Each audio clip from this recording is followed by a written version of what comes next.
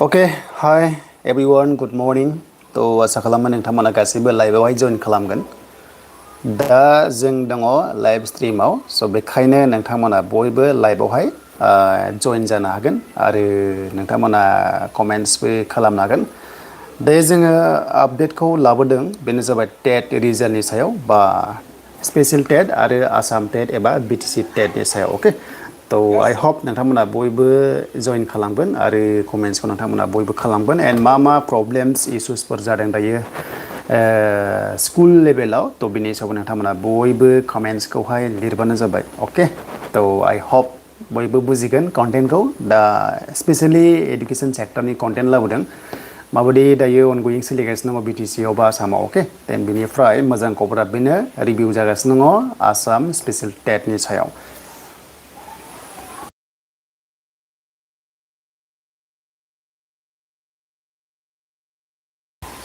अके, comments फैदों। फार्स्टआव फैदों दिम्पु, हेलौ मा खबर? ओमफ्राय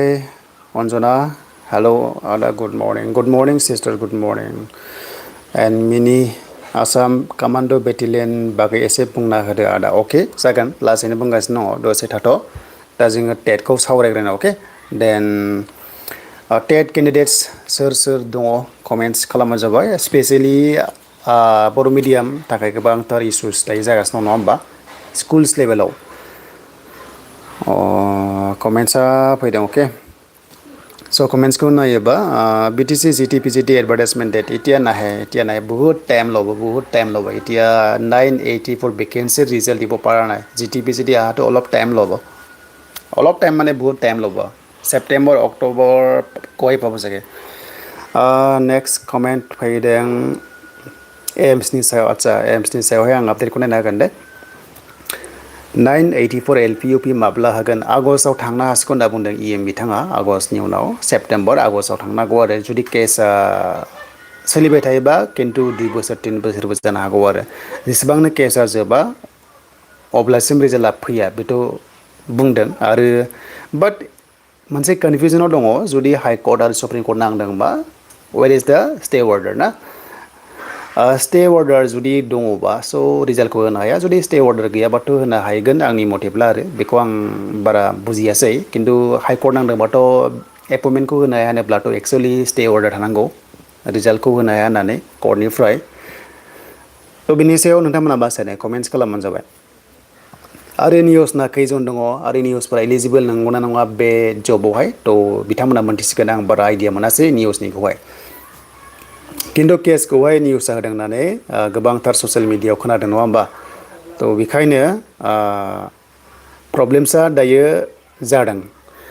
एडिआरइ माब्ला होगोन आदा? स'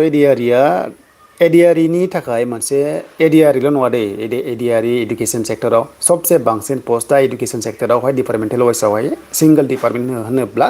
इडुकेसनाव दङ। स' बेखायनो जायफ्रानोखि डिप्ल'मा लादों, टेट पास जाना दङ, टेट होगोन, बिराद मोजां स्कप फैगासिनो दङ। 5 बोसोराव 70,000नि बारा भेकेन्सिस एलपि इउपि जिटि पिजिटि बे केटेगरिसआवहाय पस्ट फैगोन। स' डिप्ल'मा जायफ्रा लानो सानदों डिएलएड एग्जाम एन्ट्रेन्सखौ होदो, 12 जुलाइआव दङ। स' आइ हप मोजां पास खालामगोन। आरो डाइटआवनो जा बा बेसिक जि सेन्टार बा प्राइभेट सेक्टर जाय गभर्नमेन्ट जा जिखुनु जाया लाबानो जाबाय सिट मोनोबा। जों मायाव दंमोन कन्टेन्टआ? आदसा, टेटनि रिजाल्टनि सायाव, नङा होमबा? एडिआरइ आरो टेटनि जि आसामाव 2 लाख साख्रिखौ एनाउन्स खालामबाय। आसामाव 2L पस्टखौ एनाउन्स खालामबाय सिएमआ, नाथाय मोनसे कमिटि दादों। अके, माने मोनसे टास्क फर्स दादों, बेनो जाबाय आसाम स्पेशल टास्क फर्स। अके, स्पेशल टास्क फर्स एसटिएफ बानायदों। बे एसटिएफआ मा? सिएमआ अलरेडि बुंखाबाय, बे Assam special task फर्सआ including 6 schedule होननाय लोगो लोगो जोंनि बिटिसि डिमा हासाव कार्बि आंलं हाबफायो। बे स्पेशल टास्क फर्सआ गासैयावबो खामानि मावगोन, बेखायनो बिटिसियावबो बियो नांफैगोन। बेखायनो मा बिटिसिआव दायो साख्रिखौ होनो हायाखै। अके, माने 2 लाख साख्रिया बिटिसिखौ लाफानानैसो। अके, बिटिसिखौ लाफानानै 2 लाख साख्रि डिमा हासाव कार्बि आंलंखौ लाफानानै, बेखायनो आसाम स्पेशल टास्क फर्सआ 90 डेज टाइम लादोंमोन। अके, आरो बे जादोंमोन जुननिफ्राय स्टार्ट जादों खामानिया जुनावहाय डिपार्टमेन्टेल वाइसआव भेकेन्सि बेसेबां दं गैया बेखौहाय डिपार्टमेन्टेल वाइसआव रिपर्टखौ लागासिनो दङ जुनाथ' थांबाय कमप्लिटलि थांबाय जुलाइ आरो आगष्ट मास मोननै दंबावो बे मास मोननैनि गेजेराव डिपार्टमेन्टेल वाइसआव रिपर्ट लानानै बबे पस्टआ बबे मा दं मा गैया बेखौहाय CMनो रिपर्टखौ होगोन बेनिफ्रायसो अफिसियेल नटिस फैगोन दा सोंदोंमोना नोंथांमोना जे माने एपइन्टमेन्टखौ माब्ला मोनगोन रिजाल्ट माब्ला मोनगोन बेनो जे आगष्टसिम खामानि मावगोन स्पेसियेल टास्क फर्सआ आरो दायो बाजेटआ गैखाया बाजेटआ 6 जुलाइनिफ्राय स्टार्ट जागोन हा 6 जुलाइनिफ्राय स्टार्ट जागोन जायनि जाहोनाव बाजेट जाबासो माखासे फाइनान्सियेलि एप्रुभेल नांगौ जायो आरो साख्रि SIU होनायखौ नायना बे SIUआ फाइनान्स डिपार्टमेन्टनिफ्राय एप्रुभेल जानांगोन होमबासो सेलारि सेंसन खालामनो हायो अके थ' बेखायनो दा खोथाया जाहैबाय खालामनाय खामानिया जागासिनो दं लासै लासै ओमफ्राय आगष्टनि उनावसो अफिसियेल नटिफिकेसन ADRE 3.0 येस फैगोन अके एन्ड बेनिफ्राय मेडिकेलाव फैगोन टेटआव फैगोन भेकेन्सिया बे आसाम स्पेसियेल टास्क फर्सआनो माने खामानि मावगासिनो दङ दा बेखायनो BTC आवबो साख्रि हाथ'वाखै गासैबो माने जिनिसा दिसपुराव दङ अके अलरेडि सिमा बुंखाबाय बे आसाम स्पेसियेल टास्क फर्सआ BTC आवबो खामानि मावगोन माने BTC खौ लाफानानै आरो 6 सिडिउलखौ बे भिडिअ रेकर्डआ आंनाव दङ दासिमबो दोनखानाय दङ स्क्रिनशट स' जों मा दंमोन टेटनि सायाव अके थ' टेटनि सायावहाय जोङो सावरायगोन दा बेखायनो जोङो थांगोन आसाम स्पेसियेल जायफ्रा टेट होदों मोजां खबर अके मोजां खबर आं कमेन्ट्सखौ नायबावनोसै दसे थानानै गरमा अभारखा दिनै ब्र गोबां गरम दिनै बिराद गरम अनामिका बर'आ बुंदों टेटनिया निउसना एक्सेप्ट जागोन ना जाला आदा थ' बेखौ आं मोनथिला निउसनिखौ आं बारा पात्ता मोनासै जुदि काट अफ डेटआ जुदि एलिजिबोल जायोबाथ' एक्सेप्ट जागोन जुदि काट अफ डेटआ जुदि एक्सेप्ट जायाबाथ' आइ थिंक नट एलिजिबोल जागोन पबित्र बर' 6 थारिख फरेस्टनि खोथा आपडेट आइस भिजन नायगोन नायखायाना आदसा फरेस्टनि सायाव बुंगासिनो दं दे दसे थाथ' आं टेटनि सायाव खोन्थागासिनो दङ बड'टेकआ बुंदों केस दंमारो नामा ब्र स्टे अर्डार दंना गैया ब्र स्टे अर्डारखौथ' जों दासिमबो बा हयथ' जों पेपारावबो बा हयथ' ससियेल मिडियायावबो नुवाखै जुदि एक्सुवेलि जुदि केस नांमारदोंब्ला स्टे अर्डार थायोना थ' हाइकर्टनिफ्राय मोनसे जेब्लासिम क्लियारेन्स जाया अब्लासिम रिजाल्टखौ होनो मोना मोनसे हाइकर्टनिफ्राय स्टे अर्डार कपि थायो बे कपियाहाय बा हयथ' अर्डारा दंना गैया बेखौ रावबो मिथिया रावबो नुवाखै खिन्थु खोन्थायाखैबो गभर्नमेन्टआ दंल' नों खुगाजोंहाय खिन्थु नंगौना नङा बाय रिटेन दंना गैया बेखौ एसे कनफिउसाव दं आङो जुदि स्टे अर्डार दंबाथ' येस रिजाल्टखौ होनो हाया जुदि स्टे अर्डार गैयाबा रिजाल्टखौ होनो हायो दा प्रब्लेमाबो एसे कनफिउसना दा जुदि केसा निउसफ्रा केसा मारदोंबा बोसोरथाम बोसोरब्रै बोसोरबा सोलिबा येस रिजाल्टआ लेट जागोन बुहुत 2 बोसोर 3 बोसोर लेट जागोन जुदि केस जोबोबा थाब जागोन आरो खिन्थु जुदि निउसआ केस होनानै 2 बोसोर गाहाम 3 बोसोर गाहाम रिजाल्ट होनो हायाबा सानदो जे जोंनि बर' मिडियामनि LP स्कुलनि कन्डिसना थासारिया मा जागोन गामि गामिथ' मिन्थिखागौ नोंथांमोनाबो मा जागोन थ' सानहरदो आरो अके एन्ड निउसफ्राबो सानहरदो माबायदि कन्डिसन जागोन LP स्कुला नेक्स्ट कमेन्ट NSP स्कलारशिपनि गोदान ओंखारदो नामा गैया बिदि गैया गैथ'वा गोबांथार इउटुब चेनेल मोननांगौ स्कलारशिप फैदों मादों आदों होननानै हाबि जाबि बाट गैया दायो बाजेट गैया बाजेट गैथ'वा दा आगष्टनि उनाव होनदों रोंसार नार्जारि आगष्ट लास्टिं मोननो हागौ नामा जिखुनु जाया सेप्तेम्बरखौ लाहरदे सेप्तेम्बर लाहर आरो जिखुनु जाया फाइनालिस्टखौ सेप्तेम्बरखौ लाहर साख्रिफ्रा BTC आव सेप्तेम्बर अक्ट'बरखौ लाहरबानो जाबाय हमनानै आरो BTC साख्रि प्रसेसफ्रा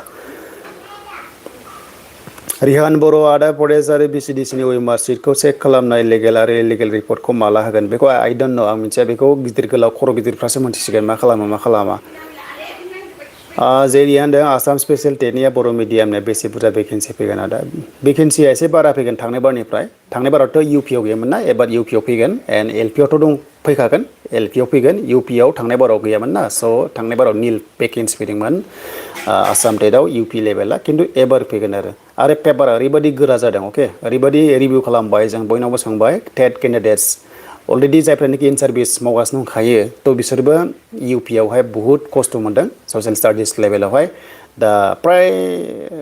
मथा मथि 3000 जन केन्डिडेट्स दङगोन बर' मिडियामनिफ्राय अब्ला 3000आवहाय मथा मथि 2000सोआनो डिसक्वालिफाइड जानो हागौ आरो 1000आ क्वालिफाइड खालामो ना खालामा बेखौबो आङो डाउट दङ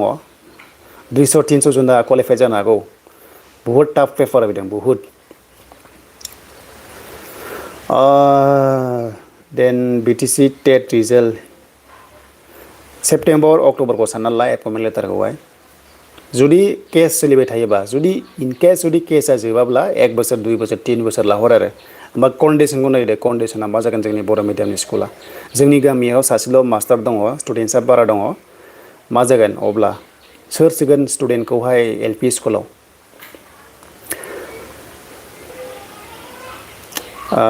बर' ब्रह्मआ बुंदों आंना 89 ल' जादों राइट एन्सारा LP आव 89 बाथ' क्वालिफाइड जाबायना अके 57 58 पारसेन्ट मोनहैगोन नामा आं बानायबासो मिन्थिनायखौहाय खिन्थु UP आवहाय फ्राय हायाखै दे बहुत हायाखै चान्स दङ जायफ्रानोखि UP आव क्वालिफाइड जागोन गोबां चान्स दङ माने बहुत चान्स दङ आरो आसामाव BTC नि मानसिफ्रा जों नङालै मा होनदों गावसोरनि BTC टिचार रिक्रुटमेन्टआव बा जोंनि धेमाजिनि मानसिफोरखौहाय बाहागो होआ आदसा माने हिर'आवल' मा बुंदों कि माने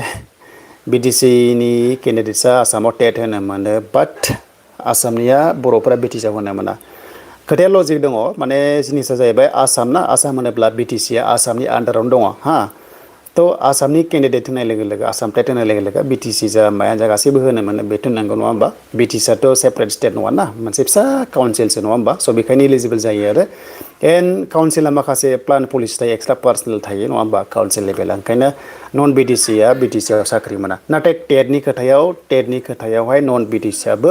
इलिजिबोल जानाय गाइडलाइन्स दंखायोमोन नङा होमबा नाथाय प्रिफारेन्सआ BTC आ बारा टेटआव आरो नङा होमबा बे दङ ओंखायनो फाइट खालामनांसिगोन उपाय गैया माने नन BTC आबो टेटआव इलिजिबोल जायो नाथाय बिसिना सेपारेट खथा थागोन आरो एसे बांद्राय मोननाय नङा BTC नि बादि आरो LP आव एसे गोरा फैदों येस मेथ्स लेभेला गोरा फैदों पेपारखौ नायदोंमोन आंबो नायनाया एक्सुवेलि देन बेनिफ्राय प्रेडिक्सन काट अफ बुंलाय आदा आसाम स्पेसियेल टेटनिया सनजिबा बुंदों प्रेडिक्सनाथ' थांनाय बाराव जास्ट माने थांनाय बाराव 54 55 आव साख्रि मोनदों हा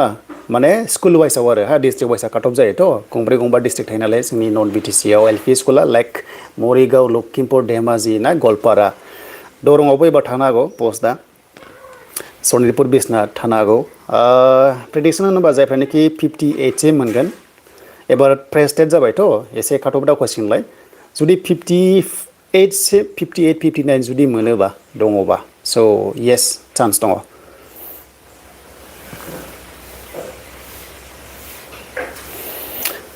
स्पेसियेल टेटनि रिजाल्टखौ माला होगोन आरो स्पेसियेल टेटनि रिजाल्टआ आं दा बावैनो खोन्थागासिनो दङ रिभिउ जानायखौ र' दसे थाथ' आं कमेन्ट्सखौ नायगासिनो दङ एन्ड बेनिफ्राय CM ट्रिपल ए दङ नामा CM ट्रिपल ए दा गैथ'वा बाजेट गैया जुलाइआव बाजेट जाबासो खालामगोन आगस्ट सेप्तेम्बरावहाय आपडेट मोननो हागौ मेरिट माला होमारगोन BTC टेटनिया मा बुंनाय बादिब्ला केस जागासिनो दङ केस जाबा होनाया होनना बुंदों नाथाय स्टे अर्डारखौ नुवाखै दासिमबो स्टे अर्डारखौहाय मिडियायाव श' खालामाखै नंगौना नङा आं बेखौ डाउट जाबाय जिखुनु जाया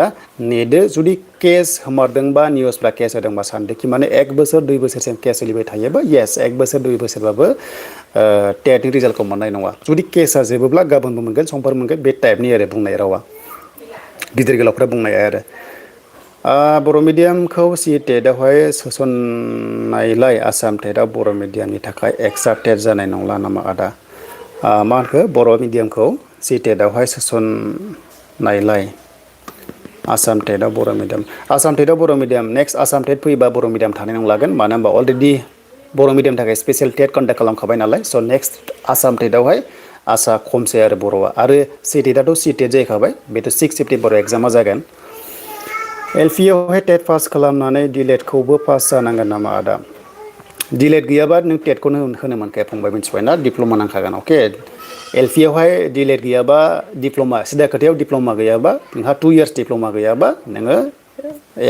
टेटखौनो होनो मोनखाया अके बुजिबाय ना खोथाया आरो जायफ्रा बिएड दङ ना बिएड गोनांफ्रा LP आव इलिजिबोल जाला दानिया खालि UP बेनिफ्राय high school higher secondary school ration card माब्ला एप्लाइ जागोन रेशन कार्डआ दा जाथ'वा जेबो खबर गैथ'वा दे जेरिया आसाम स्पेसियेल टेटआव बेसे काट अफ थांगोन बायदि 56 निफ्राय लानानै हिनजावफ्रा हमना ला 58 नि गेजेराव थानो हागौ थांनाय बारावहाय 54 55 मोन थांनाय बाराव बारा केन्डिडेट्स गैखालामोन नालाय साहिल बर' आदा बाखि रिजाल्टफोरा मा जाखो बेखौ रायलायगासिनो दङ दा जों आसाम स्पेसियेल टेटआहाय बाव फैयोबा सेबायाव फैनांगोन दै नोंसोरो रिजाल्टखौ नायनोबा सेबायाव फैनासो नुगोन अके दे नैबे लवार प्राइमारियाव क्लिक खालामनांगोन 10 बाव क्लिक खालामनाय लोगो लोगोनो अके स' बावहाय नोंथांमोनहा काटअफखौहाय बे जुलाइआवनो फैगोन अके रिजाल्टआथ' जुलाइआवनो फैखागोन जुलाइआव सियरखा जुलाइ जोबनायथिं बा हयथ' जुलाइनि गेजेरावनो फैगोन मानोना केन्डिडेट्सआ ओरैबायदि खम अनलि 5,000ल'सो ना बर' मिडियाम गार' मिडियाम मणिपुरि मिडियाम ना बा हिन्दी माने बुहुत खम स्टुडेन्टसनि अएमआर सिटखौ नायनाया मेसिनावसो नायो नालाय सानसेयावनो हाजोबो नायनो सानसेयावनो मेसिनाव नायबा हायो ओंखायनो दाख्लैसो 28 जुनाव जाबाय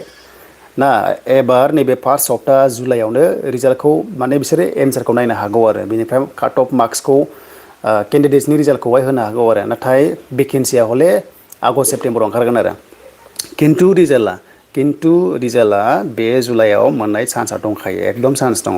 मानो होनबा केन्डिडेट्सआ खम नोंथांमोना मिथिखाबाय जे केन्डिडेटआ अनलि 5,000 बेबो गासैखौबो लानानैसो नाथाय बर' मिडियामआ आरोबाव खम जाबावगोन टटेल नायोब्ला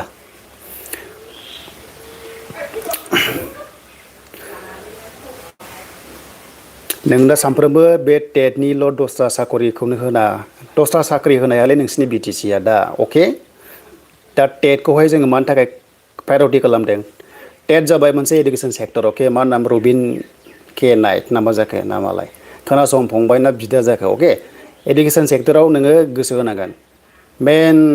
स्टार्टिङा जाबाय एल पि स्कुल गैयाबा high school U P school थाया बर' मिडियामाव अके थ' बेखायनो इडुकेसन सेक्टराव आसाम सरकारा बांसिन गोसो होदों आरो आसाम सरकारा बुंदों इडुकेसन सेक्टरावहाय 60% भेकेन्सि दं होननानै डिपार्टमेन्टेल वाइसआव सिंगल डिपार्टमेन्टआव 70,000 भेकेन्सि लाबोदों एडुकेसनखौहाय इमप्रुभ खालामनो थाखाय अके स' बेखायनो गोसोआव ला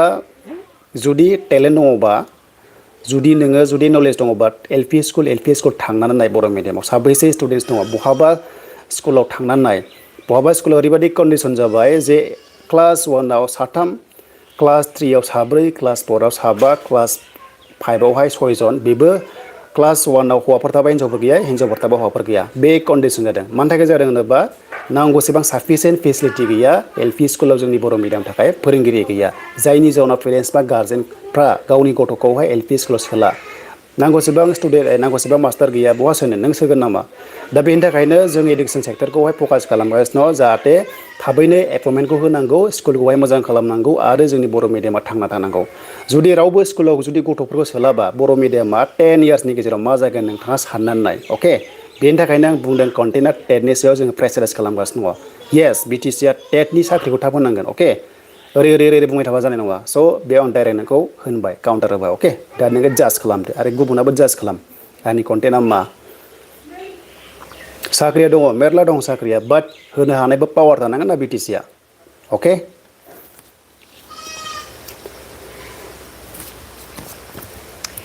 देन फैफिनबाय जोङो मेन कन्टेन्टआव सोर साबैसे लिडारा सोर साबैसे गोरोंफ्रा सोर साबैसे माहाजोनफ्रा सोर साबैसे बिजनेसमेनफ्रा बर' मिडियामाव एल पि स्कुलाव सोदों सेन्सास खालामनांगौ नामा गामि सेन्सास खालामबा बिराद लासिंसिं ओंखारगोन दे गामि नोंथांमोना गावनि गामियावनो खुद 30 हाउस हल्ड लादो 30 हाउस हल्डआव सोरनि न'खराव एल पि स्कुलाव फोरोंग्रा दंबावो सोरनि न'खराव एग्जाम्पल फिसा गामि लाइक 30 हाउस हल्ड दङ बिनि गेजेराव सार्भे खालामलाय जे सोर साबैसे एल पि स्कुलाव हाबगासिनो बर' मिडियामाव मेक्सिमाम प्राइभेटआव हाबदों नङा होमबा इंलिसानो जा बा जिखुनु जाया प्राइभेट सेक्टराव हाबदों आरो नङा होमबा अब्ला स्टुडेन्टसानो गैयाबा मोनसे गोसोआव ला प्रेक्टिकेल आंनाव दङ प्रेक्टिकेल आं स्कुल सार्भे खालामबाय सिगां फार्स्ट जब मावनायाव एल पि स्कुलाव स्टुडेन्टस गैलाबा खाथिनि स्कुलजों मार्च आप खालामगासिनो दङ अब्ला मार्च आप खालामबा बै गंसे एल पि स्कुला थैगोन अके आरो बै एल पि स्कुला थैयोबा बेवहाय एपइन्टमेन्ट मास्टारखौ सोर हरगोन रावबोथ' हरला स्कुलानो गैलाबा स' बेखायनो बर' मिडियामखौ फोथांना लाखिनोबा बर' मिडियामा बयबो हाबनांगोन होमबासो एल पि स्कुला थांना थागोन दासान्दि एल पि स्कुलजों एम इ स्कुलजों मार्च आप खालामगासिनो दङ अके बेखायनो मोजाङै सानना नाय रायजो राजाफ्रा जे बर' मिडियाम इन्सट्राक्सन माला मोन्दोंमोन ना मिडियाम अफ इन्सट्राक्सना 1963 नङा होमबा 1963आव मोननाया लासै लासै गोमानो थांगासिनो दङ स' बेखौ मोजाङै नटिस खालामनानै नोंथांमोना नायनांगोन थ' बेनि थाखायनो स्पेसियेलि जों कन्टेन्टआव जेब्लायबो इडुकेसन सेक्टराव लाबोगोन आरो बेखौ गिदिर गोलावफोरा बुजिनांगोन पलिटिक्स खालामनानै टन्न होनबाय थाबा जानाय नङा थाब एपइन्टमेन्टखौ होनांगोन।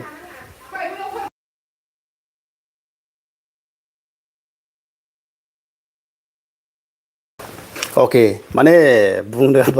बुङोब्लाना गोबांथार माने खोथा ओंखारलाङो सोरनावबा देहायाव डाइरेक्ट नांगोन आं बाव बुंला दायो बुंबा ओरैबायदि आरो आं मोनसे मोजां पइन्टखौ बुंलांबावगोन सोरबा गाज्रि मोनो मोना बे नोंथांमोननि खोथा अके गाज्रि मोननाय मोनैया बे नोंथांमोननि खोथा खिन्थु रिलेटिभ आं बुंगासिनो दङ खोनासंबानो जाबाय आं जाय लाइनाव टेटखौ बुंदोंमोन ना मिडियामखौहाय बर' मिडियामखौहाय खिन्थु दायो देहायाव नांनोबागौ नोंथांमोना नांदोंबाबो आइ डन्ट केयार नोंथांमोना नाय इंलिस मिडियाम फरायगासिनो दङ ना नङा होमबा इंलिस मिडियाम फरायनानै बिएड खालामदों ना इंलिस मिडियाम फरायनानै बिएड खालामदों ना प्राइभेट सेक्टराव बिएड प्राइभेट सेक्टराव फरायनानै मोजां फरायनानै डिप्ल'मा लादों बिएड खालामदों डिलेड खालामदों ना एल पि स्कुलाव हाबाखै नङा होमबा पेरेन्टसफ्रा एल पि स्कुलाव सोआखै माने एल पि स्कुलखौ मोजां मोना आरो फार्स्ट टाइम मास्टारबो गैखाया नङा होमबा नाथाय मा जायो जायफ्रानोखि इंलिस मिडियाम फरायनानैहाय डिप्ल'मा लागासिनो दङ ना बिएड लाइक बिएड बा हमना ला डिएलएड ओमफ्राय बैसोरो लास्टआव मा अपसना फोरोंगिरि जासिगोन ना फोरोंगिरि जानानैथ' बिएड लानानैहाय मा उफाय गैया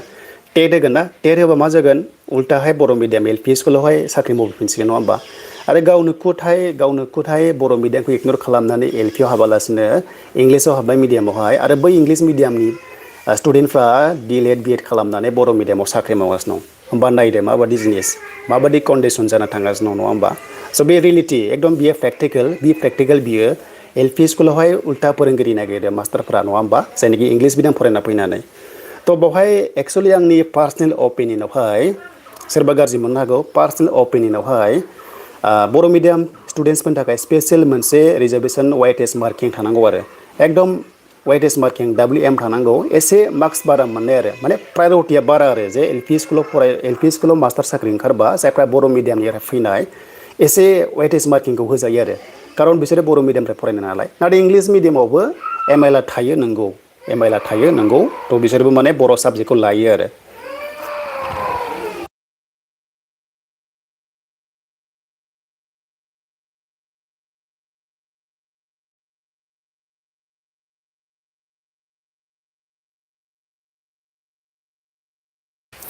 दा बेनो आरो जिनिसा गोबांथार माने डिबेट जायो गोबां डिबेट खालामनांगौ जायो उपाय गैया खिन्थु बुंनांगौ जागोन दा बेखायनो दिनै आं टाइम मोनना बुंखाबाय लाइफनि गेजेरजों सोरबा गाज्रि मोनदोंबा बे नोंथांमोननि खोथा खिन्थु रियेलिटि आरो बियो स' बेखायनो आइ हप बेखौहाय बर' साहित्य सभाया एसे बानायनो हायो डिमान्ड खालामबा कि माने जायफ्रा बर' मिडियामनि स्टुडेन्टस पास आउट जाना फैनाय टेट होगोन स' बिसोरनि थाखाय special weightage marking like 5 marks 10 marks exam मोननाय जायोब्ला अब्ला बर' मिडियामफोरनि थाखाय मोजां जागोन आरो इनकारेज जागोन जायनोखि बर' मिडियाम फरायनाय नेक्स्ट लेभेलाव स' बेखिनि कमेन्ट्सआव नोंथांमोना जाज खालामबानो जाबाय आं बुंनाया मा देन फैबाय जों दाना नेक्स्ट कन्टेन्टआवहाय फैबाय प्राइभेट स्कुलफोराव फरायग्राफोरा मानो गभमेन्ट स्कुलनि जब नागिरो ब्र' जेराव बिसोर बायदिनि थाखायनो गभमेन्ट स्कुल बर' मिडियामा थैलांनो हमदों रिबेला बुंदों आं बेखौनो बुंदों आरो जास्ट माने डिसकासन खालामबाय अपेन डिसकासन दा गोबां माने बुंनांगौ जागोन आरो एक्सेप्ट खालामनांगोन जायफ्रानाखि इंलिस मिडियाम फरायनानै एल पि स्कुलाव फोरोंगिरि मावगासिनो दङ एक्सेप्ट खालामनांगोन बे खोथाखौहाय उफाय गैया दा बेनो आरो बर' मिडियाम होननानै लाब गैया होननानै कमेन्टस फैदों नै बेनो आरो माने साफिसियेन्ट मास्टारफोर गैला नालाय दा बेखायनो बर' मिडियामाव सोर सोनो दा बेखायनो जोंनि सरकारा बि टि सि सरकार बा गुबुन गुबुन हान्जाफ्राबो गभमेन्टखौहाय आसाम सरकारखौहाय माने प्रेसार होनांगोन आरो अके माने जाहाथे नांगौसेबां मास्टार एपइन्टमेन्ट होयो ना एल पि स्कुलाव साथाम साब्रै जुदि फोरोंगिरि होयोबा मानो सोआ दानाथ' गोबां कुवालिफाइड दङ ना गोबां कुवालिफाइडफोर फोरोंगिरिफोर दंसै नङा होमबा बिएड खालामनाय डिएलएड खालामनाय नङा होमबा थ' बिसोर जुदि साथाम साब्रै जुदि गंसे स्कुलाव थायोबा येस जोंबो हरगोन बयबो हरगोन बर' मिडियामाव नङा होमबा बे टाइपनि जागासिनो दङ आरो जिल्ला मास्टारा बुंदों येस इउर राइट बर' मिडियामनि टिचारा बर' लेंगुवेजखौनो रोङा बिदि होनना फैदों बेनो आरो माने जिनिसा बेनो आं बुंनाय बायदियानो थांबाय देन आनफर्सुनेटलि मा होनदों बे इंलिस मिडियामाव फरायग्राफोरा बर'फोरा आमेरिकायाव साख्रि लाहैथो बर' मिडियामाव बिदि साख्रि मोननांगौ खोथाया दा बिदिनो थांसिगोन एसे डिबेट जागोन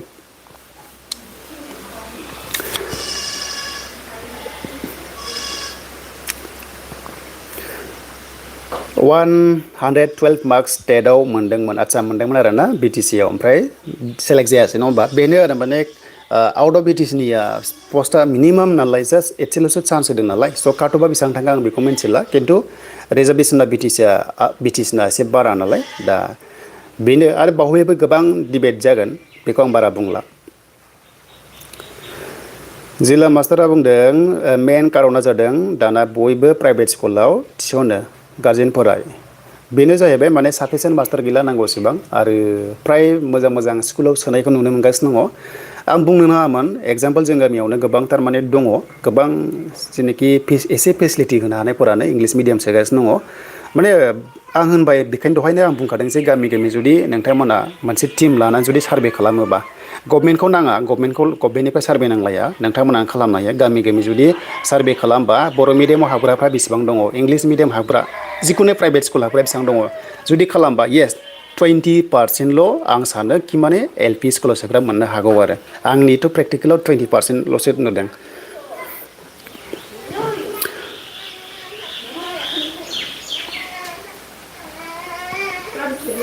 सासे कमेन्ट खालामदों मिनि होननाया जे पेरेन्टसफोरनिसो गोरोन्थि बेफोर टिचारफोरा फोरोंबाबो गोसोआनो होआ सरकारि होनना मा खालामनो खोथाया ओरैबो दं उपाय गैया माने पेरेन्टसनिबो बा हयथ' पेरेन्टसनाव दाय गैया गभमेन्टनिल' दाय गैया माने खोथाया ओरैबो दङ आरो माने अके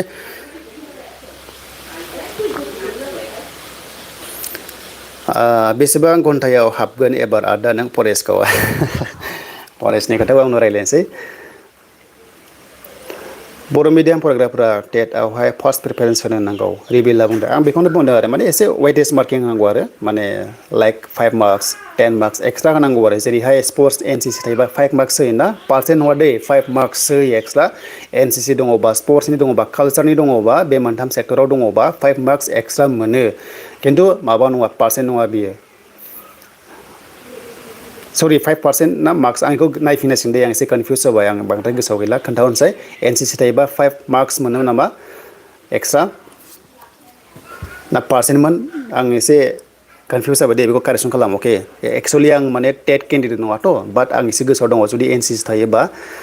स्पर्ट्स थायोबा कालसार थायोबा येस मोनो होननानै आरो अके गोजोन बसुमतारी 5%सो होयो आदसा थेंक्स कारेक्सन खालामनो थाखाय 5% ना अ बिदिनो होयो खिन्थु वेटेज मार्क होनांगौ आरो बर' मिडियामनि थाखाय जुदि फिउचारनि खोथाखौ आं होनदों आरो दानि आं मोनसे मोजां खबरखौ खोन्थानोसै रिभिउ जानायखौहाय अके दा आं खोन्थागासिनो दङ नै अके बेखौ नायबानो जाबाय नै इडुकेसननि जेनोखि इएम बिथां रनज पेगु ना स' बिथाङा फिन खनसेबाव जाबावबाय दा बाव नायदो नै टुडे आइ से रिभिउ मिटिं माने रिभिउ मिटिं खालामबाय डिपार्टमेन्ट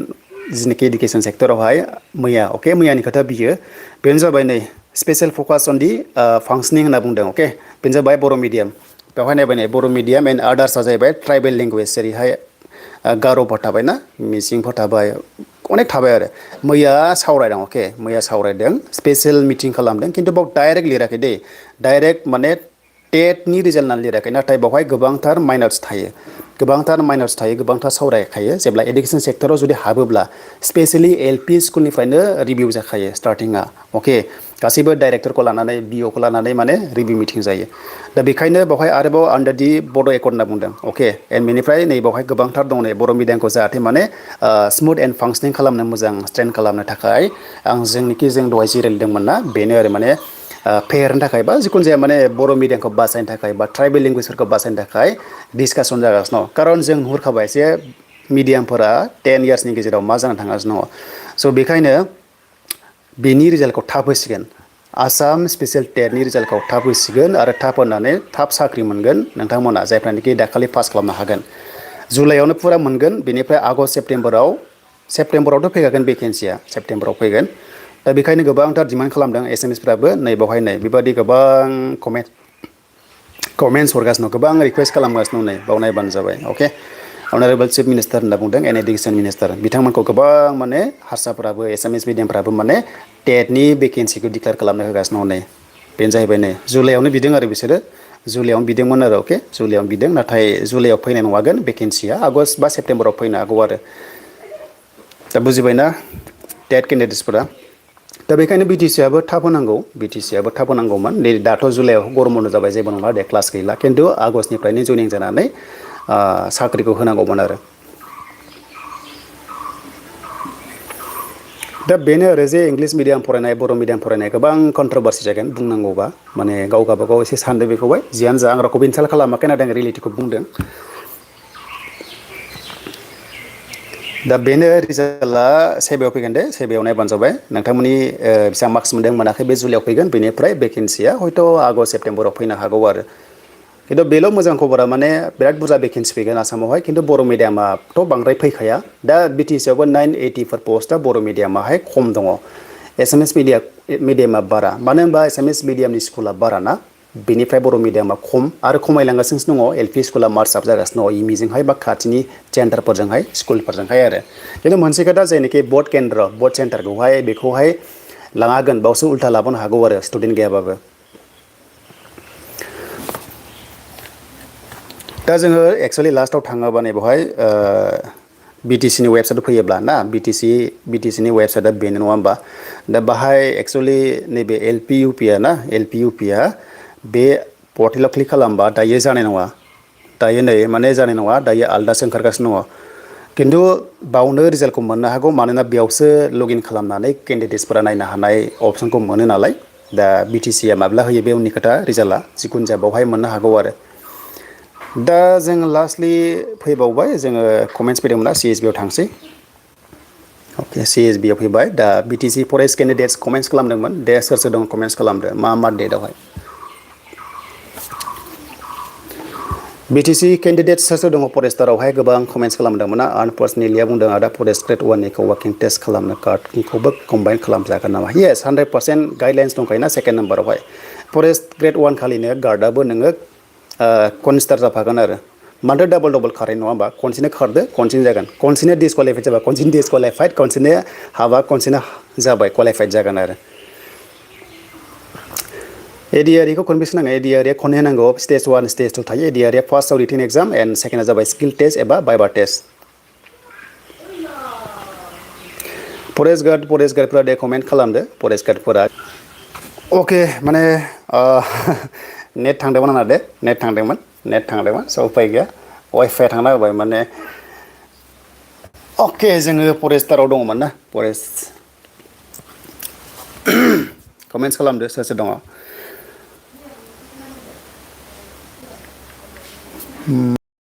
अके फरेस्ट गार्ड सोर सोर दं फरेस्ट गार्ड डेटखौ मेनसन खालाम डेटखौ जाबाय एडमिट कार्डआ डाउनलड खालामना लादो नङाबा उनावहाय पर्टेला प्रब्लेम जाबा माने मोननाय नङा खुनु बिसास खालामनाया बि टि सि नि पर्टेलफोरखौहाय दसेनो मा जायो मा जाया स' बेखायनो थाब डाउनलड खालामना लानांगौ आरो मोनसे खोथा दै गोबां एडमिट कार्डखौहाय बिनाय जायो हो एडमिट कार्डखौहाय उनावहाय बियो फिजिकेलनिखौबो बिगोन भाइभानिखौ बिगोन बेखायनो एडमिट कार्डखौ हानायसेबां सेभ खालामना दोननांगौ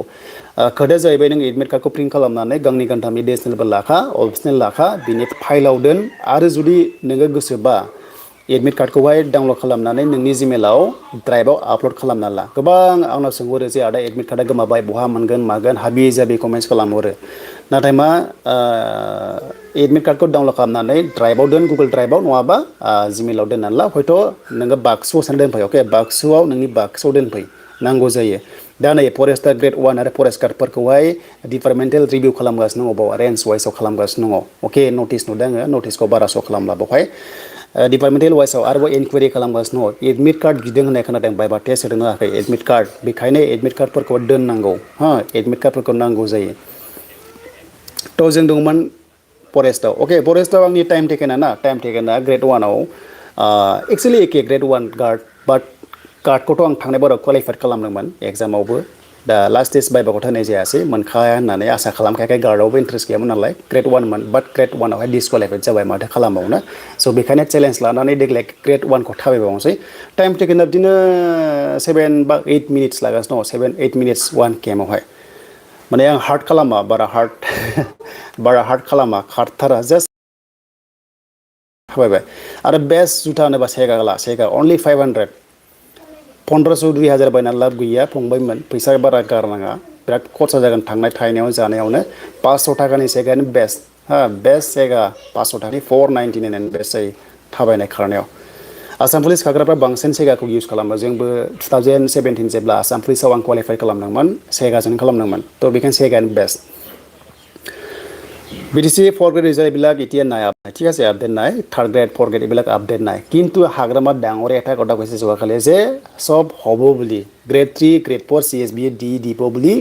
কৈছে কিন্তু ডেটটো মেনশ্যন কৰা নাই উল্লেখ কৰা নাই ঠিক আছে आसाम स्पेशल टेटनि रिजाल्टआ माला होगोन बेखौ खोन्थाखाबाय दहायनो ससमा गाननो मोननाय 6/6 6/9 डिस्टेन्स भिजन दङ बेखौ नायनांगोन आरो बेल' फिजिकेल टेस्ट थाङोबा हरावहाय मोजां उन्दु बारा मेंगुमोदै खालामनाङा वर्ल्ड कापफोरखौ दा नायथ'थार सानैसो दा बेनोमोन दिनैनि लाइभ स्ट्रिमा आइ हप नोंथांमोना बयबो बुजिबाय एन्ड नेक्स्टआव लोगो मोनसिगोन आरो नेक्स्टआव गोदान साख्रिनि थाखाय नोंथांमोना लेटेस्ट आपडेटखौ लाना फैगोन अके स' थेंक इउ आरो बयनिसिमबो अल द बेस्ट थाबाय आरो बयनिसिमबो रिजाल्टआ जुलाइ मासाव ओंखारनो हागौ माने आसाम स्टेटना बिटिसिखौ जोङो दोनथ'बाय मानो होनबा टन्न जागासिनो होननाय खोनादों दा बेसेबां टन्न जादों बेखौ मिथिला खिन्थु टन्न इज गयिं अन दा दोनथ'नोसै